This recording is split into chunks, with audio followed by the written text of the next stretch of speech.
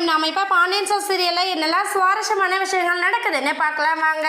நம்ம முத்துவேல் சக்திவேல் ரெண்டு பேரும் வீட்டுக்கு போறாங்க. வீட்டுக்கு போனது என்ன ஆகுது அப்படின்னு சொல்லிட்டு பாத்தீங்கன்னா குமார கூப்பிட்டு நிக்க வச்சு வெளுன்னு வெளுத்து வாங்குறாங்க. மானங்கெட்ட பயலே, உன்னாலதான் நம்ம எல்லாரும் முன்னாடி அசிங்கப்பட்டுட்டோம். வந்திருக்கிற சொந்த பந்தெல்லாம் நம்மள என்ன நினைப்பாங்க அப்படிங்கிற அளவுக்கு பேசிட்டு இருக்காங்க. குமார் ஒரு பக்கம் சரிப்பா, நீங்க ஒண்ணும் விடா கவலைப்படாதீங்க, தப்பு என்னோட தானே, பிறந்தநாளே அவங்க கொண்டாடின மாதிரி ஆயிப்போச்சுல்ல, அதுக்கான பதில நான் கூடி சீக்கிரம் உங்களுக்கு கொடுக்குறேன் அப்படிங்கிற மாதிரி பழையபடி அவர் வந்து கோவக்கார குமாரா மாற தயாராகிக்கிட்டு இருக்காரு. ஏன்னா அந்த குடும்பத்துக்கு முன்னாடி நம்ம குடும்பமே அசிங்கப்பட்டுருச்சு, நாமளும் அவமானப்பட்டுட்டோம், இதுக்கப்புறம் இந்த மாதிரி ஒரு வேலை நமக்கு தேவையா அப்படிங்கிற அளவுக்கு குமார் வந்து யோசிக்கிறாரு. அதோட ஆயுதமா என்ன பண்ண போறாரு அப்படின்னு சொல்லிட்டு பாத்தீங்கன்னா திரும்பவும் நம்ம அரசு கிட்ட வந்து பேசுறதுக்காக ட்ரை பண்ண போறாரு நம்ம குமார். அப்படி பேசுறாரு அப்படின்னா கண்டிப்பா அரசி வந்து அவருக்கு சாதகமா பேச மாட்டாங்க. ஏன்னா தான் அப்பா நம்ம மேல ரொம்ப பெரிய அசைக்க முடியாத நம்பிக்கை வச்சிருக்காரு. அப்பாவை எக்காரத்தை கொண்டு நம்ம அசிங்கப்படுத்தக்கூடாது, அவமானப்படுத்தக்கூடாது அப்படிங்கறதுல நம்ம அரசி வந்து ரொம்ப கான்பிடென்டா இருக்காங்க. ஒரு பக்கம் இந்த ஃபங்க்ஷன் எல்லாமே எப்படி சிறப்பா முடிஞ்சதும் நம்ம செந்தில் வந்து என்ன பண்ணான்னு பாத்தீங்கன்னா மீனா வந்து கூப்பிடுறாங்க. வா மீனா, நம்ம கோட்ரஸ் போலாம் அப்படிங்கிற மாதிரி கூப்பிட மீனா வந்து இங்க பாருங்க,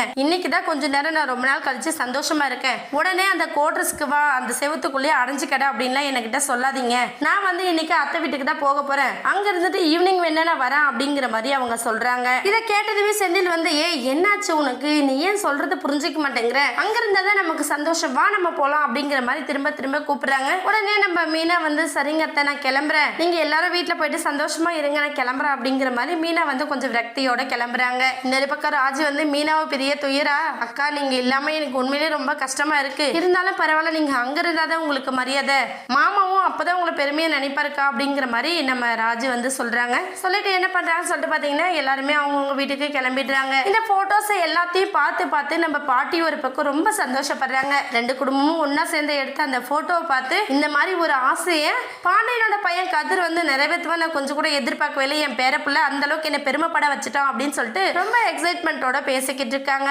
என்னாக போதுன்னு வெயிட் பண்ணி பார்க்கலாம். இந்த வீடியோ உங்களுக்கு பிடிச்சிருந்தா மறக்காம நம்ம சேனலை சப்ஸ்கிரைப் பண்ணுங்க. தேங்க்யூ.